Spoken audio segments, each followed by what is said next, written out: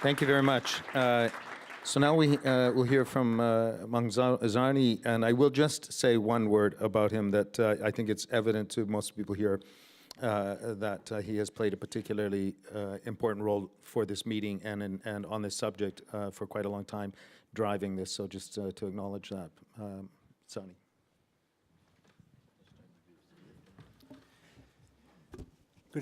Good afternoon. I approach this subject not, as professional, academic, or scholar simply. I approach this subject as a member of the puppet trading group, Burmese and Buddhist. And at that, I came from a family of military officers that served in this army that is committing crimes against humanity and genocide against Rohingya people for simply being who they are. My family has served in this institution for the last 3 generations since its foundation. And I want to spend 30 seconds doing 2 things.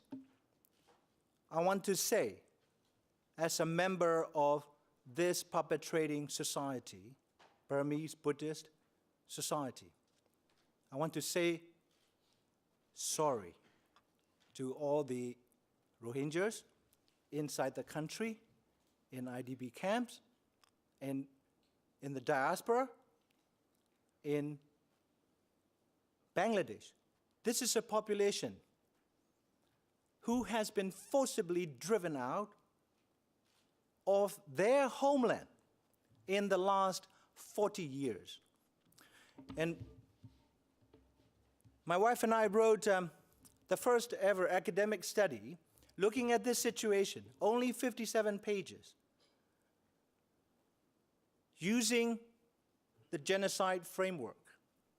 My wife started working on this issue 2010. She was the one who opened my eye and my heart to the Rohingya and the plight. I was made to feel ashamed at home by her, she's English and white, that my people that call themselves Buddhist are committing unimaginable, not just unspeakable. The language cannot capture what we have been doing to this community for no fault of their own. It's unimaginable atrocities. And I'm here today in Berlin, where one single incident actually triggered Raphael Lemkin, the father of the word genocide and the force behind the Genocide Convention of 1948. Triggered his thinking. Then in 1923, if my memory is correct, the Turkish Home Minister living in Berlin was shot dead by the one of the Armenian survivors of the 1915 Armenian genocide.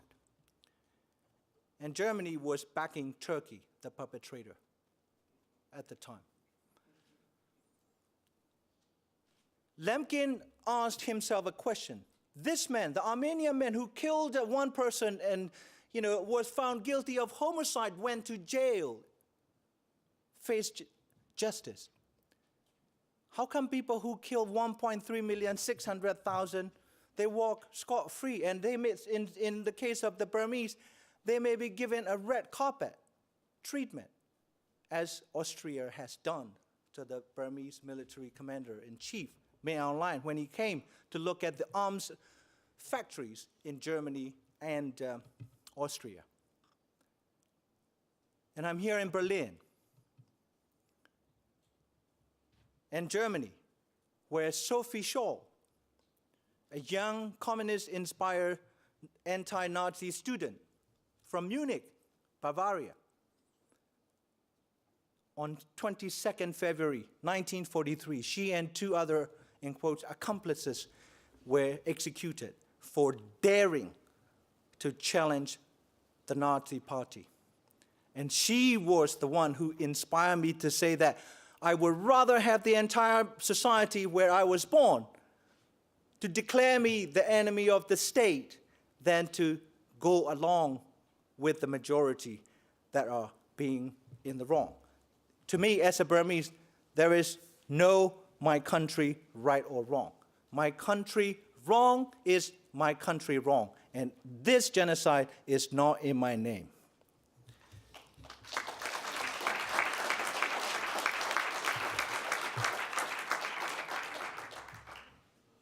Two minutes?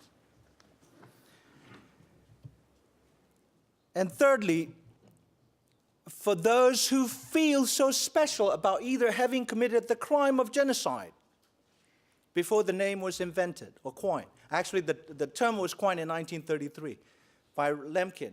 He presented his idea, the paper, in 1942 at the International Conference in Madrid of the Law Society.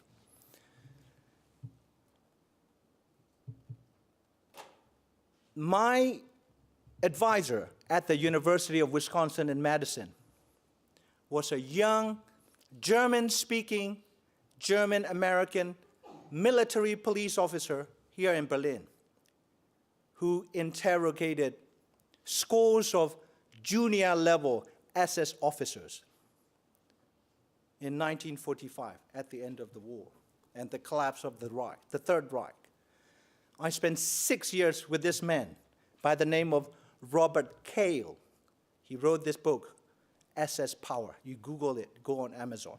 He passed away last year, and I owe an intellectual debt to this man who sensitized me when I was studying about the military rule in Burma to apply the totalitarian analysis of my own society.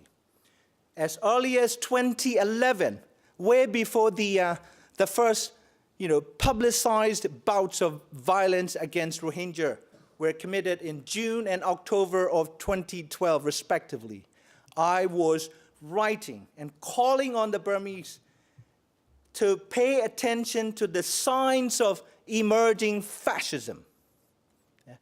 I brought about over 100 monks, Christian clergymen, Muslim leaders, minority civil society activists, as well as writers and other members of the Burmese intelligentsia. Over 100.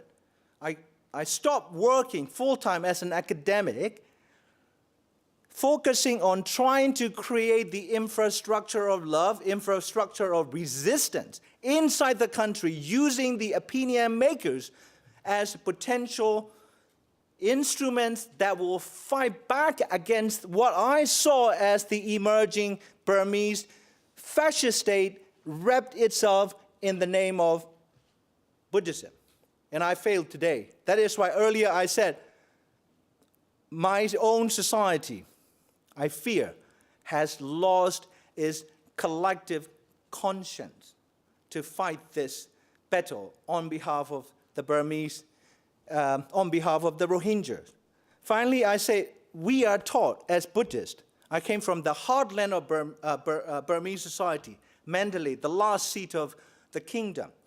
We have airbrushed the contributions, the existence, the identities, histories of other ethnic groups that do not comply with our racially pure identity. Today, finally, my remark is, we have a society that is in a political state that is stuck in 1935 Munich, when the Nazi Party declared Jews to be non-nationals of Germany by the infamous laws called Nuremberg Law. By the way, that was declared by no one other than Dr. Goebbels.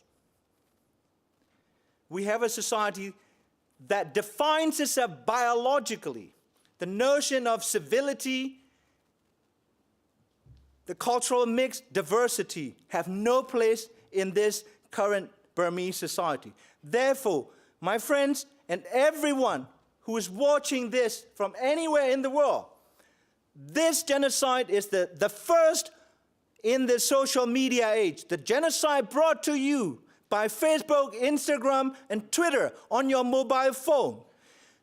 You will remember 50 years from now, 20 years from now, where exactly you are, what exactly you were doing when the Burmese were committing genocide over the last year. So do everything in your power to intervene, to give the Rohingya, not a separate state, not a separate nation, not an independent country, a protected homeland. We have a people that do not have a piece of earth they can call home. They cannot sleep in safety. They cannot walk in safety. They cannot eat in safety.